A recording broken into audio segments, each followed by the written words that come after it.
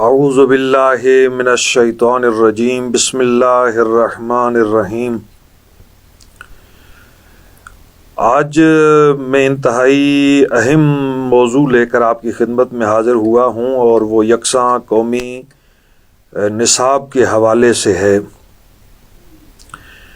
میں آج کی گفتگو میں 3 اہم نکات کی طرف اشارہ کروں گا، اور سب سے پہلا نکتہ جس پر میں گفتگو کرنا چاہتا ہوں وہ 1975 کا قومی نصاب ہے۔ یہ میرے سامنے ہے وہ دستاویز، نصاب اسلامیات اور دینیات برائے جماعت اول تا دہم، قومی ادارہ نصاب و درسی کتب، وزارت تعلیم و صوبائی رابطہ، حکومت پاکستان، اسلام آباد 1975۔ میں اس دستاویز کے جو اہم نکات ہیں ان کی طرف اشارہ کروں گا۔ سب سے پہلا جو اہم نکتہ ہے اس دستاویز میں وہ یہ ہے، میں آپ کے سامنے وہ عبارت پڑھتا ہوں۔ یہ ڈائریکٹر رشید احمد شاہ صاحب ہیں، جوائنٹ ایجوکیشنل ایڈوائزر، وزارت تعلیم پاکستان۔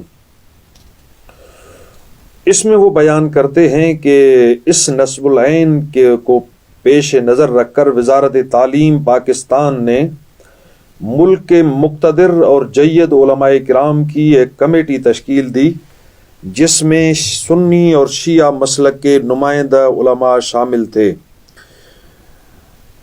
اب دیکھیں کہ اس کمیٹی کے اندر جو انتہائی اہمیت کی حامل ہے وہ یہ ہے بات کہ اس کے اندر جہاں اہل سنت کے علماء شامل تھے وہاں شیعہ علماء کرام کو بھی شامل کیا گیا تھا۔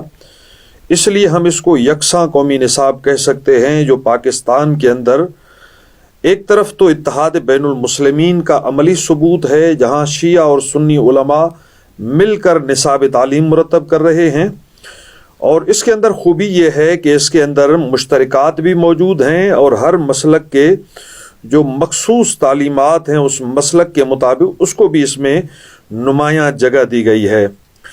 میں یہاں پہ ان علماء کرام کے نام پیش کروں گا۔ اس کے اندر ورکنگ گروپ برائے نصاب اسلامیات دینیات، جہاں اہل سنت کے علماء کے نام یہاں موجود ہیں، جیسے مولانا محمد بخش مسلم، مولانا محمد حنیف ندوی۔ تو اسی طرح آپ کو اس کے اندر اس نصاب کمیٹی کے اندر اہل تشیع کے بزرگ علماء کے نام آپ کو نظر آئیں گے، جیسے مولانا سید مرتضی حسین، مولانا علامہ مرزا یوسف حسین، مولانا سید نجم الحسن قراروی پشاور سٹی۔ اسی طرح مختلف مکاتب فکر کے مولانا مہدی حسن علوی، دفتر ادارہ تحفظ حقوق شیعہ، نسبت روڈ، لاہور۔ تو میرے کہنے کا مقصد یہ ہے کہ اگر اس کے اندر 11 علماء موجود ہیں اس کمیٹی کے اندر، تو ہمیں کم سے کم 4 علماء شیعہ نظر آتے ہیں جو اس کمیٹی میں نصاب کی تدوین میں شامل ہیں۔ میرا سوال یہ ہے کہ 2022 کا جو نصاب ترتیب دیا گیا ہے، اس میں کتنے علماء کو آپ نے نصاب کی تحریر کے لیے شامل کیا ہے؟ کتنے شیعہ علماء اس کمیٹی کے اندر شامل تھے؟ آپ نے فقط نظر ثانی کمیٹی میں 1 یا 2 علماء کی نمائندگی شامل کر کے اتنے بڑے ایک اہم کام کو کیا۔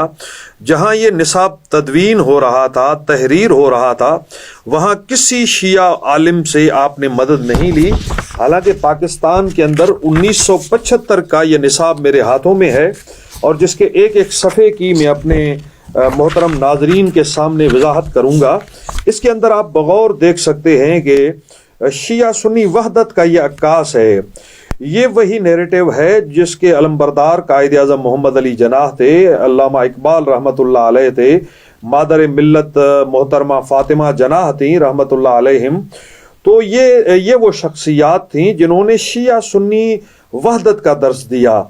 لیکن موجودہ جو نصاب ترتیب دیا گیا ہے 2022 کا، یہ ضیاء الحق کے پاکستان کا نصاب ہے، یہ مسلکی پاکستان کا نصاب ہے، جہاں کسی جگہ پر بھی وحدت کی کوئی علامت نظر نہیں آتی۔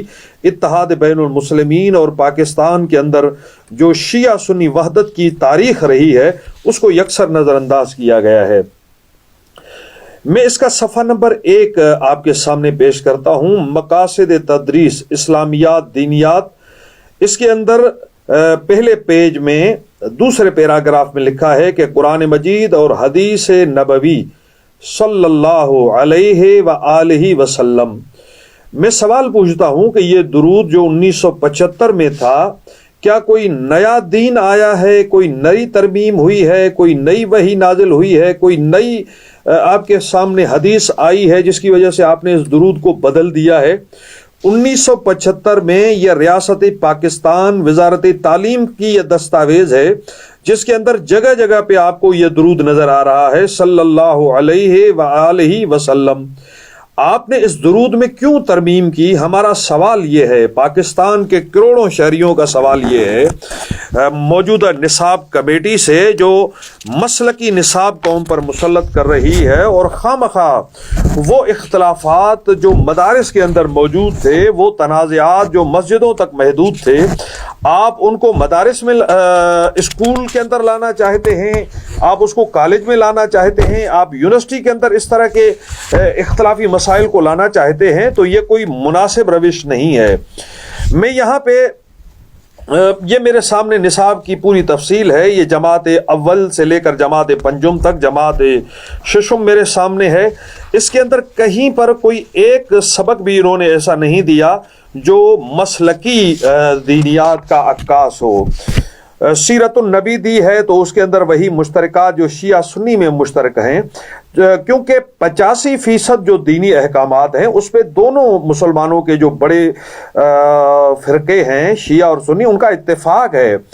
اختلاف 10 سے 15% جو جزوی مسائل ہیں اس پہ ہے۔ تو انہوں نے بہت ہی خوبصورتی کے ساتھ جماعت اول سے لے کر جماعت ہشتم تک مشترکات کو دیا ہے، جسے شیعہ اور سنی علماء نے مل کر ترتیب دیا ہے۔ اس کے اندر کہیں پر بھی آپ کو اختلافی نقطہ نظر نہیں آئے گا۔ یہ جب جماعت نہم اور دہم پہ پہنچے ہیں، کیونکہ اس وقت طلباء کی ایج بھی زیادہ ہو جاتی ہے، ان کی سمجھداری کا لیول بھی ذرا اوپر ہو جاتا ہے، وہاں یہ میرے سامنے ہے پیج نمبر 8 نصاب 1975 وزارت تعلیم کا۔ اس کے اندر انہوں نے لکھا ہے درسی کتاب کے کل صفحات ہوں گے 200۔ پہلا حصہ مشترک، جس میں شیعہ اور سنی دونوں علماء اور مسالک اور مکاتب فکر کا مشترکہ جو تعلیمات ہیں اس کو 50 صفحوں میں بیان کیا گیا ہے۔ اس کے بعد لکھا ہے دوسرا حصہ سنی طلباء کے لیے، اس کے لیے 75 صفحات مخصوص کیے گئے ہیں۔ تیسرا حصہ شیعہ طلباء کے لیے، اس کے لیے بھی 75 صفحے مخصوص کیے گئے ہیں۔ آپ دیکھیں کتنا عادلانہ انداز ہے، کتنا مناسب انداز ہے، کتنا محبت کا انداز ہے، کتنا اخوت اور بھائی چارے کا انداز ہے۔ اگر 75 صفحات برادران اہل سنت کے مخصوص عقائد اور نظریات کے لیے مخصوص کیے گئے ہیں اور انہیں پہلے ذکر کیا گیا ہے، تو اس کے فوراً بعد شیعہ طلباء کے لیے 75 صفحات مخصوص کیے گئے ہیں۔ یہ ایک حسین طریقہ ہے، یہ خوبصورت طریقہ ہے جو پاکستان کے ان بزرگان کی روش ہے جو قائد اعظم، جس کی بنیاد قائد اعظم محمد علی جناح اور علامہ اقبال نے رکھی تھی۔ تو یہ تھا ہمارا پاکستان جس کو ضیاء اسٹیبلشمنٹ نے، جس کو ضیاء نے ایک فرقہ واریت کی آگ میں دھکیل دیا۔ اور خدا را میں نصاب تعلیم کے ذمہ داران سے کہوں گا، نصاب تعلیم کی ڈائریکٹر مریم چغتائی صاحبہ سے اور وزیر تعلیم شفقت محمود صاحب سے کہوں گا کہ خدا را آپ ایسے تجربات نہ کریں جو پاکستان کو ایک مشکل مرحلے کی طرف لے جائیں، بلکہ آپ اسی ماضی کے اپنے جو رویہ ہے اور جو خوبصورت انداز ہے اس کو آپ تسلسل دیں، جس سے پاکستان کے اندر وحدت اور قومی اتحاد کی فضا کو مزید فروغ حاصل ہوگا۔ اب میں تفصیل میں نہیں جانا چاہتا کہ انہوں نے پہلے حصے کے اندر مشترکات لکھے ہیں جس کے اندر صورتیں ہیں قرآن کریم کی، ان کی مختصر تشریح ہے، ترجمہ ہے، اس کے بعد پھر احادیث مبارکہ ہیں، آیات کریمہ ہیں۔ ظاہر ہے کہ ان پہ تمام مسلمانوں کا اتفاق ہے۔ اس طرح کی احادیث انہوں نے اس کے اندر جمع کی ہیں جو کسی ایک مسلک کی ترجمانی نہیں کرتی بلکہ اسلام کے زرعی اصولوں کی ترجمانی کرتے ہیں۔ اس کے بعد انہوں نے سیرت النبی کا باب باب قائم کیا ہے صلی اللہ علیہ وآلہ وسلم. بڑا خوبصورت یہ باب ہے، سوانح حیات ہے، اسوہ حسنہ ہے، حضور صلی اللہ علیہ وآلہ وسلم کی اکملیت اور جامعیت ہے، رحمت للعالمین ہے، اور اس کے بعد جو ہے حضور کے قائم کردہ معاشرے کی خصوصیات، اس کے بعد اخلاقیات جس کے اندر حیا ہے، شرم ہے، عورتوں کا احترام ہے، قانون کا احترام ہے، نظم و ضبط کی اہمیت ہے، حقوق العباد کی اہمیت ہے. یہ مشترکات ہیں تمام مسلمانوں کے درمیان. اس کے بعد اس نصاب کا یعنی 9ویں اور 10ویں کا دوسرا حصہ شروع ہوتا ہے. اس میں آپ دیکھ سکتے ہیں کہ لکھا ہوا ہے سنی طلباء کے لیے. یہ مخصوص اہل سنت کے بچوں کے لیے ہے، وہ پڑھیں گے، ان کے اساتذہ ان کو پڑھائیں گے، اور یہ جبراً شیعہ بچوں پر یہ نصاب نافذ نہیں کیا گیا. اس کے اندر جو ان کے مخصوص وہ ہیں، جیسے ان کی حدیث کے کتب کا تعارف ہے، فقہ کا تعارف ہے، امام ابو حنیفہ رحمۃ اللہ علیہ فقہ حنفی کا تعارف ہے، اجماع، قیاس، یہ ساری چیزیں انہوں نے لائی ہیں جو ان کے مخصوص مذہبی تعلیمات کا حصہ ہے. یا مثال کے طور پہ آپ اس کے اندر دیکھ سکتے ہیں کہ وہ مخصوص اصطلاحات جو اہل سنت کے ہاں رائج ہیں، خلفائے راشدین 4، ان کی حیات، سیرت، خدمات، پھر امہات المومنین رضی اللہ عنہم ان کا ذکر ہے، پھر صحابہ کرام کے مناقب ہیں، پھر اولاد النبی کے جو ہے وہ مناقب بیان کیے، پھر عشرہ مبشرہ ہے، کاتبین، یہ جو بھی ہے مطلب انہوں نے اس انداز سے اس کو مرتب کیا ہے. پھر آپ دیکھ سکتے ہیں کہ اس نصاب کا تیسرا حصہ شروع ہوتا ہے شیعہ طلباء کے لیے. یہ انہوں نے اس کے اندر جو ہے وہ بریکٹ میں لکھا ہے. اس کے بعد انہوں نے پورے 75 صفحات شیعہ طلباء کے لیے مخصوص کیے. وہ ایک ہی کتاب میں ہے، 200 صفحات کی یہ کتاب ہے جس کے اندر 50 صفحے مشترک ہیں اور 150 صفحے ان کو برابری کی بنیاد پہ تقسیم کیا گیا ہے. 75 صفحے اہل سنت کے طلباء کے لیے، سنی طلباء کے لیے، اور 75 صفحے شیعہ طلباء کے لیے. اب شیعہ طلباء کے باب میں جب آتے ہیں تو کلمات طیبہ ہے، درود شریف ہے، اصول دین ہے، توحید ہے، عدل موجودہ نصاب سے کاٹ دیا گیا ہے. حالانکہ عدل الہی کے بارے میں قرآن کریم کی آیتیں ہیں، احادیث ہیں. اسی طرح جو ہے وہ نبوت کا چیپٹر ہے. پھر امامت کا چیپٹر انہوں نے قائم کیا ہے، مفہوم اور فضائل. امامت کیا ہے، قرآن کریم کی وہ آیات جو امامت کے لیے نازل ہوئی ہیں وہ ساری اس میں بیان ہوئی ہیں. 12 اماموں کے اسماء گرامی یہاں بیان کیے گئے ہیں. اس کے بعد فروع دین بیان ہوئے ہیں، نماز، روزہ، حج، زکوٰۃ، خمس، جہاد، امر بالمعروف، نہی عن المنکر. یہ پوری تفصیل سے جو فروع دین ہیں وہ بیان ہوئے ہیں. اس کے اندر ہم دیکھتے ہیں کہ ترکیب نماز بیان ہوئی ہے، اذان اقامت بیان ہوئی ہے، تسبیح ہے، فاطمہ زہرا سلام اللہ علیہا. آپ دیکھیں کہ فاطمہ زہرا کے نام کے ساتھ علیہ السلام لکھا گیا ہے. تو یہ اس طرح کا ایک نصاب تھا جو 1975 میں یہ ضیاء کے اس فتنے سے پہلے تھا، اور یہ پاکستان کے اس روش کی عکاسی کرتا تھا جو پاکستان کے اندر موجود تھی. میں نے آپ کے سامنے وہ درود شریف پڑھا جو 1975 کے اندر پوری دینیات کے اندر جگہ جگہ آپ کو نظر آتا ہے، یعنی صلی اللہ علیہ وآلہ وسلم، صلی اللہ علیہ وآلہ وسلم. یہ دینیات ہے اور اس کا یہ صفحہ ہے. لیکن آپ دیکھیں کہ بدقسمتی سے ہماری قومی اسمبلی کے اندر بیٹھے ہوئے متعصب سوچ کے جو اراکین ہیں یا نادان ہیں یا جان بوجھ کے ایسے نان ایشوز کو اٹھاتے ہیں، انہوں نے اس درود کو بدلنے کی کوشش کی ہے. یہ ہمارے علی محمد خان صاحب ہیں، رکن اسمبلی ہیں اور پی ٹی آئی کے وزیر محترم ہیں. انہوں نے پورے کا پورا جو درود شریف جو صدیوں سے امت مسلمہ میں رائج تھا اس کو بدلا ہے. یہ انہوں نے قرارداد پیش کی ہے 12 اگست 2020 کو. اگرچہ اس کے اندر جو بنیادی تصور ہے وہ ختم نبوت کے حوالے سے ہے، لیکن ختم نبوت کے اعلان کے ساتھ ساتھ انہوں نے درود کو بدلنے کی ایک کوشش کی ہے جو انتہائی افسوسناک ہے، اور اس ملک کے اندر اس نے ایک نیا جو ہے وہ مسئلہ کھڑا کر دیا ہے. یہ قرارداد جو انہوں نے پیش کی ہے، یہ ایوان حکومت وقت سے مطالبہ کرتا ہے کہ تمام سرکاری و غیر سرکاری دستاویزات میں رسول اللہ صلی اللہ علیہ وعلی آلہ و اصحابہ وسلم کا اسم گرامی اس طرح لکھا، پڑھایا، استعمال کیا جائے. یہ جو ہے انہوں نے نیا جو ہے وہ ایک درود متعارف کرایا ہے، حضرت محمد رسول اللہ خاتم النبیین صلی اللہ علیہ وعلی آلہ و صحابہ وسلم. میرا سوال یہ ہے کہ کیا 14 صدیوں میں امت مسلمہ کے درمیان جو درود رائج تھا، جو مسنون درود تھا، اس میں کوئی کمی تھی کہ آپ نے اس کے اندر کوئی ترمیم کی ہے؟ میرا سوال ہے کہ 14 صدیوں سے جو درود شریف آپ کی مستند کتب کے اندر، شیعہ سنی مستند کتابوں کے اندر رائج ہے، کیا اس کو بدلنے کی آپ کو ضرورت محسوس ہوئی ہے کہ آپ اس میں تبدیلی لا رہے ہیں؟ کیا پاکستان جیسے ملک میں جس میں مختلف مسالک اور مکاتب فکر رہتے ہیں، کیا مناسب ہوگا کہ آپ اختلافی موضوعات کو اس طرح قومی اسمبلی کے اندر لے کر آئیں، اور قومی اسمبلی کو یہ اختیار دیا گیا ہے کہ وہ دین میں ترمیم کرے اور دینی احکام کے اندر 14 صدیوں کے بعد ایک نئی ترمیم لے کر آئے؟ مجھے انتہائی افسوس ہے ان اراکین اسمبلی پر جو بغیر کسی تفصیل میں جائے بغیر اور اس چیز کو دیکھے بغیر کہ اس کے کیا اثرات ہوں گے، اس طرح کی قراردادیں لاتے ہیں، اس کو وہ جو ہے پاس کرتے ہیں۔ دیکھیں، افسوس یہ ہے کہ قومی اسمبلی کی اس متنازع قرارداد پہ تو فوراً نوٹیفیکیشن جاری کیا گیا، لیکن اس سے پہلے سینٹ کے اندر ایک قرارداد اسی عنوان سے لائی گئی تھی جو ختم نبوت کے حوالے سے ایک جامع قرارداد ہے۔ بہت ہی خوبصورت اس کے الفاظ ہیں، لیکن آپ دیکھیں کہ اس میں انہوں نے بہت ہی خوبصورت قرارداد پاس کی ہے سینٹ کے اندر، جہاں کسی اختلافی مسئلے کو نہیں چھیڑا گیا۔ انہوں نے کہا ہے کہ عقیدہ ختم نبوت کو مد نظر رکھتے ہوئے سرکاری سطح پر رسول اللہ صلی اللہ علیہ وآلہ وسلم کا اسم مبارک آئے تو وہاں خاتم النبیین لکھا اور پڑھا جائے۔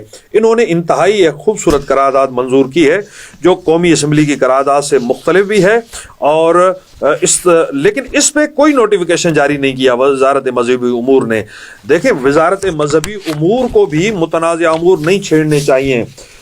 قادری صاحب، آپ پاکستان کے اندر ایک اہم منصب پہ بیٹھے ہوئے ہیں۔ نور الحق قادری صاحب آپ کا تمام مسالک احترام کرتے ہیں، آپ کو اس طرح کی کسی نوٹیفیکیشن کو جاری کرنے سے پہلے ذرا سوچنا چاہیے کہ آپ پاکستان کے اندر جو نوٹیفیکیشن جاری کر رہے ہیں، کیا پاکستان کے کروڑوں شہریوں کے لیے وہ کسی اختلافی موضوع کا باعث تو نہیں بنے گا؟ یہ پاکستان گزشتہ کئی دہائیاں دہشت گردی کی آگ میں جلتا رہا ہے، یہاں دشمنوں نے نفرت کو ہوا دینے کی کوشش کی ہے۔ آپ ایسا کوئی کام نہ کریں جس سے ایک نیا پینڈورا باکس اس ملک کے اندر کھل جائے۔ میں اس کے ساتھ ساتھ یہ بھی بتانا چاہتا ہوں کہ یہ جو نوٹیفیکیشن وزارت مذہبی امور نے بڑی عجلت میں جاری کیا ہے وہ میرے پاس موجود ہے، اور یہ 21 اگست 2020 کا یہ نوٹیفیکیشن ہے۔ اسی کو مد نظر رکھتے ہوئے ہمارے وزارت تعلیم جو ہے پنجاب کی، انہوں نے بھی ایک نوٹیفیکیشن جاری کیا ہے، اور وہی متنازع نوٹیفیکیشن جس کے حوالے سے انہوں نے کہا ہے کہ ہر جگہ پر خصوصاً نصابی کتب کے اندر جو ہے وہ ترمیم شدہ جو الفاظ ہیں ان کو شائع کیا جائے۔ ہم اتحاد بین المسلمین کے علم بردار ہیں، ہم صحابہ کرام رضی اللہ تعالی عنہم کا احترام کرتے ہیں، وہ ہمارے محسن ہیں، امت مسلمہ پر ان کے احسانات ہیں، لیکن کیا آپ کو یہ اختیار ہے کہ آپ دین میں ترمیم کریں؟ صحابہ کرام کا احترام اپنی جگہ پہ۔ میں نے اہل سنت کے علماء سے سوال کیا کہ کیا آپ جو درود آپ نصابی کتب کے اندر لائے ہیں، کیا آپ نماز میں یہ درود پڑھ سکتے ہیں؟ یہ درود شریف جس پہ آپ اصرار کر رہے ہیں، قومی اسمبلی جس کی قرارداد پیش کر رہی ہے، میں اراکین اسمبلی سے پوچھتا ہوں، کیا یہی درود شریف آپ نماز کے اندر پڑھنا پسند کریں گے؟ مسلمانوں کے 73 فرقوں کا اتفاق ہے کہ درود پڑھنے کے بغیر نماز مکمل نہیں ہوتی، لیکن جب آپ نماز میں درود پڑھتے ہیں تو پڑھتے ہیں اللہم صلی علی محمد و آل محمد۔ یہ متفقن علیہ درود ہے پوری امت مسلمہ کے درمیان۔ اہل سنت کے علماء سے جب میں نے سوال کیا تو انہوں نے کہا کہ ہماری کسی مستند کتاب میں یہ درود و آلہ و علی آلہ و اصحابہ موجود نہیں ہے، اور اگر ہم نماز میں پڑھیں تو نماز باطل ہو جاتی ہے۔ تو ایسی کوئی بھی ترمیم کرنے سے پہلے خدا را آپ پاکستان کے اس کو دیکھیں، امت مسلمہ کے اتحاد اور وحدت کو دیکھیں۔ جب باہم رہنا ہوتا ہے مختلف مسلک اور مکاتب فکر کے لوگوں نے تو ایک دوسرے کا احترام ضروری ہوتا ہے۔ میں آپ کے عقائد کا احترام کروں گا اور آپ میرے عقائد کا احترام کریں گے، یہ بہت ہی ایک حسین پاکستان ہوگا۔ میں آخر میں یہ بتانا چاہوں گا کہ تیسرا موضوع جس پہ میں بات کرنا چاہوں گا وہ یہ ہے کہ مجلس وحدت مسلمین کے قائد حجت الاسلام علامہ راجہ ناصر عباس جعفری نے نصاب کے موضوع پر ایک کمیٹی تشکیل دی ہے. یہ کمیٹی اپنے جدوجہد کو جاری رکھے ہوئے ہے. ہماری حکومت کے ذمہ داران سے ملاقات ہوئی ہے, شیعہ علماء اور اکابرین سے ملاقات ہوئی ہے, اور ہم انشاءاللہ اس موضوع کے حوالے سے عنقریب وزیر تعلیم سے ملاقات کرنے والے ہیں. کل ہماری اسلامی نظریاتی کونسل کے چیئرمین سے ملاقات ہو چکی ہے. وفاقی وزیر انسانی حقوق محترمہ شیرین مزاری صاحبہ سے ہماری ملاقات ہوئی ہے. پیپلز پارٹی کے رہنما جناب نیر بخاری صاحب سے ہماری ملاقات ہوئی ہے. ہم چاہتے ہیں کہ پاکستان کے اندر جو وحدت کی فضا ہے, جو اخوت اور اتحاد امت کی فضا ہے, اتحاد بین المسلمین کی فضا ہے, اس کو فروغ دیا جائے. اور یہ اسی صورت میں ممکن ہے کہ جب تمام مسالک ایک دوسرے کے تعلیمات کا احترام کریں, ایک دوسرے کے عقائد کا احترام کریں, اور اہل سنت کے جو عقائد اور تعلیمات ہیں وہ ان کے طلباء کے لیے, اور اہل تشیع کے جو مخصوص عقائد ہیں وہ ان شیعہ طلباء کے لیے ہوں, اور جو مشترکات ہیں 85% جو مشترکہ تعلیمات ہیں دین اسلام کی, وہ مشترکہ سب بچوں کو پڑھنی چاہیے, وہ ہماری آئندہ نسل کو پڑھنی چاہیے. اللہ تعالیٰ ہمیں اس جدوجہد میں کامیابی عطا فرمائے اور وطن عزیز پاکستان کی حفاظت فرمائے. والسلام علیکم ورحمۃ اللہ وبرکاتہ.